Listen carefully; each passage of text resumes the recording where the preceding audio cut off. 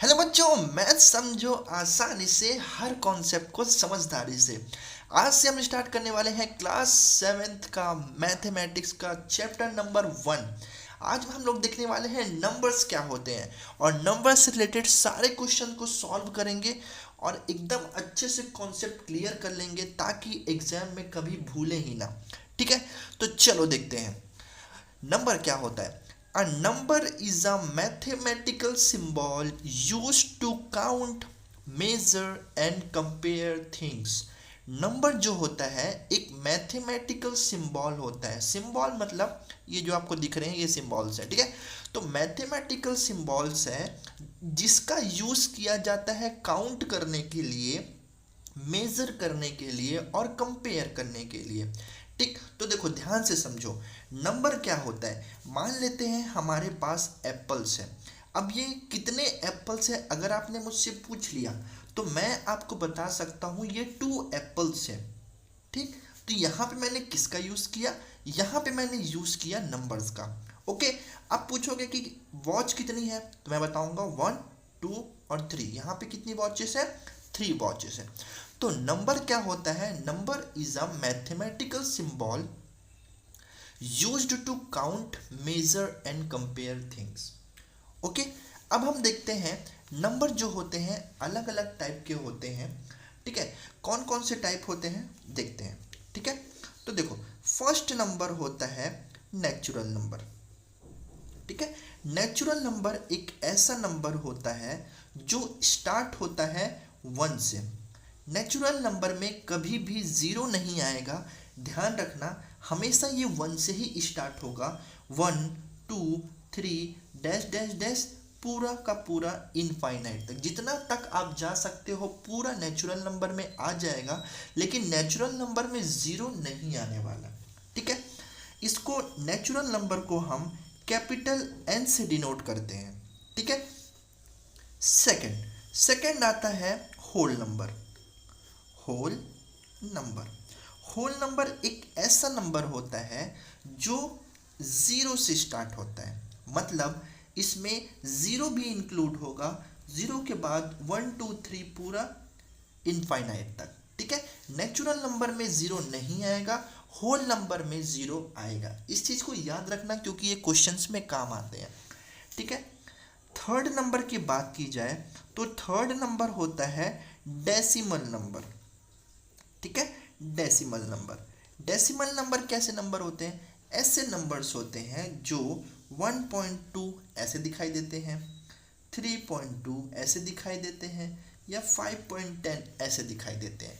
मतलब जिसमें डेसिमल्स आते हैं उनको हम बोलते हैं डेसिमल नंबर। ठीक है, फोर्थ नंबर की बात की जाए तो फोर्थ नंबर में आता है हमारा इंटीजर। इंटीजर नंबर का जो होता है यूज सबसे ज़्यादा होता है। तो इंटीजर नंबर को ध्यान से समझ लेना क्योंकि इसमें प्लस वाले साइड भी आता है और माइनस वाला साइड भी आता है। फॉर एग्जाम्पल के लिए मान लेते हैं हमारे पास एक ज़ीरो है, ये ज़ीरो इसका मिड पॉइंट है। तो मिड पॉइंट के बाद अगर मैं चाहूँ तो इधर 1 2 3 4 डैश डैश करके मैं सो ऑन इनफाइनाइट तक जा सकता हूँ। और मैं चाहूँ तो -1 -2 -3 -4 यहाँ भी इनफाइनाइट तक जा सकता हूँ, माइनस इनफाइनाइट तक जहाँ तक चाहूँ मैं जा सकता हूँ। ये होता है इंटीजर का कॉन्सेप्ट। ठीक है, नंबर 5 समझते हैं। 5 में आता है हमारा फ्रैक्शन। ठीक है, फ्रैक्शन और इसको हम लोग रेशनल नंबर भी बोलते हैं। फ्रैक्शन हमेशा पी एन क्यू के फॉर्म में होता है। पी एन क्यू का मतलब होता है 1/2 3/5, इस टाइप से ये नंबर दिखने वाला है।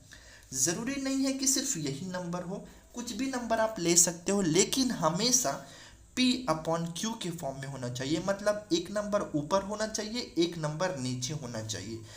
और ये बात याद रखना, कभी भी Q की वैल्यू ज़ीरो नहीं होगी। अगर आपने ज़ीरो रख दिया 1/0 तो ये फिर हमारा फ्रैक्शन नहीं होगा, ये हमारा आंसर गलत हो जाएगा। आई होप आपको इतना समझ में आया होगा। मुझे नहीं लगता कि आपको ज़्यादा और कुछ समझना है। क्लास 7th में इतना ही नंबर सिस्टम अगर आपने ध्यान से समझ लिया तो आपको और कुछ समझने की ज़रूरत ही नहीं है।